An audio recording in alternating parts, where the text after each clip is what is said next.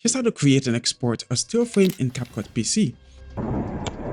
So I already have my video in my timeline. So I like to find the exact frame I want to create a still frame for. To get a precise frame, you want to use the arrow keys on your keyboard, left or right, to find the frame. Once you do, click on this icon right here and then click on this one to freeze. Now it will freeze the frame for about 5 seconds and then return to the video. You can adjust the duration of the freeze frame to your liking. But what if you want to export that frame? Now leave your playhead on that frame and then click on this hamburger icon. Now click on export still frames.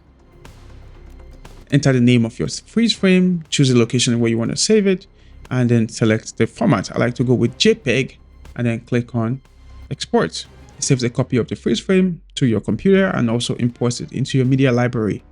That's it. Like and subscribe for more videos like this. I'll see you in the next one.